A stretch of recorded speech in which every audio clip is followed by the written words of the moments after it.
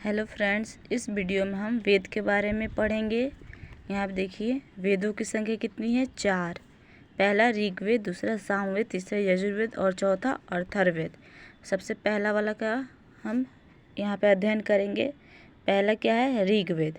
ऋग्वेद के मंत्रों का उच्चारण होर्त या होता द्वारा किया जाता है। दूसरे से सातवें मंडल को प्राचीन मंडल या वंश मंडल कहा जाता है। दूसरे से सातवें मंडल को प्राचीन मंडल या वंश मंडल कहेंगे। कृषि से संबंधित जानकारी चौथे मंडल से प्राप्त होती है। गायत्री मंत्र, जिसकी रचना विश्वामित्र का उल्लेख तीसरे मंडल में है। गायत्री मंत्र की रचना किसने की, विश्वामित्र। सातवां मंडल वरुण को समर्पित है एवं नौवें मंडल के 144 सूतकों में सोम का वर्णन है। ऋग्वेद में यमुना का उल्लेख 3 बार एवं गंगा का उल्लेख 1 बार हुआ है। ये क्वेश्चन एग्जाम में बार बार पूछता है।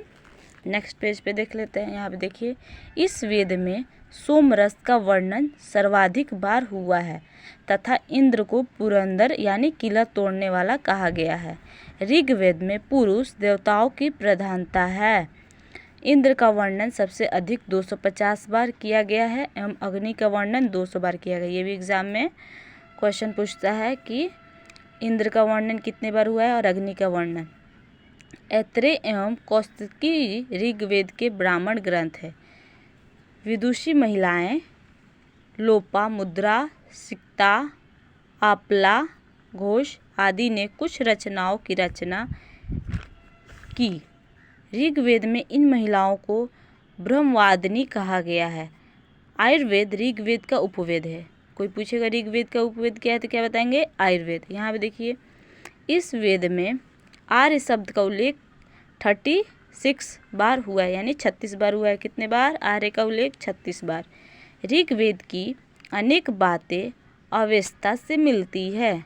अवेस्ता यानी ईरानी भाषा का प्राचीनतम ग्रंथ है। ऋग्वेद में व्यापारियों के रूप में पाणी की चर्चा मिलती है।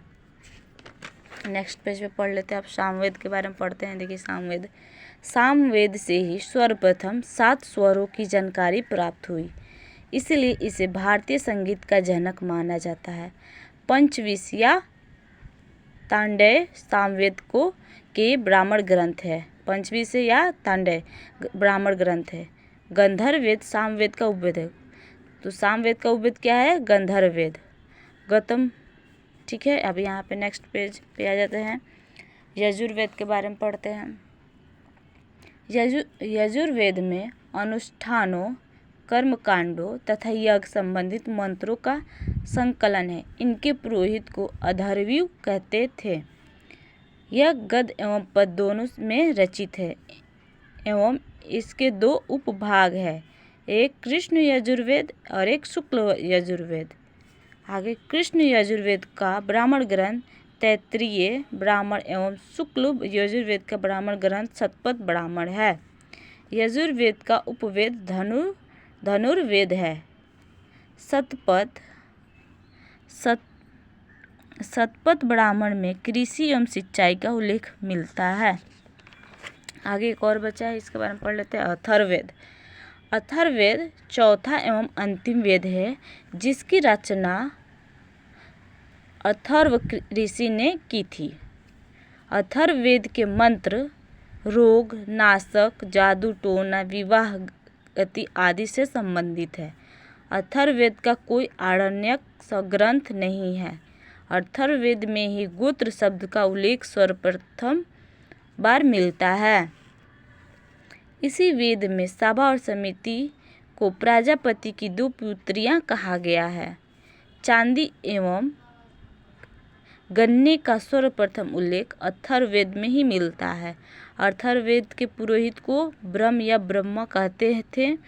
इसका उपवेद अथर्ववेद है।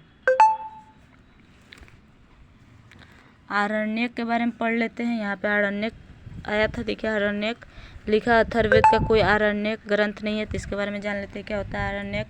ऋषियों द्वारा जंगलों में की जाने वाली रचनाओं को आरण्यक कहते हैं। ये दार्शनिक रहस्यों से परिपूर्ण है। आरण्यों की संख्या 7 है तथा ये ज्ञान मार्ग एवं कर्म मार्ग के बीच के सेतु का कार्य करते हैं। इनके नाम ब्राह्मण ग्रंथों से जुड़े हैं, जैसे कि ऐत्रेय, बृहदारण्यक, कौशिकी, शतपथ। अथर्ववेद का कोई अपना आरण्यक ग्रंथ नहीं है। उपनिषद के बारे में जान लेते हैं। यहाँ पे देखिए, उपनिषद वेदों का अंतिम भाग है, इसलिए इन्हें वेदांत भी कहते हैं। उपनिषद को क्या कहते हैं? वेदांत। उपनिषदों में हमें दार्शनिक चिंतन मिलते हैं।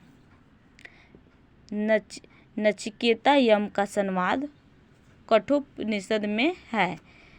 बृहदारण्यक उपनिषद में अहम भाष्मी उल्लेखित है। बृहदारण्यक उपनिषद में ही पुनर्जन्म का सिद्धांत एवं एकलव्य गागरी संवाद का वर्णन है। यहाँ आप देखिए, इसकी संख्या कितनी है उपनिषद की? 108, किंतु मुख्य उपनिषद 13 हैं। वीडियो पसंद आए तो लाइक, सब्सक्राइब करें, शेयर करें।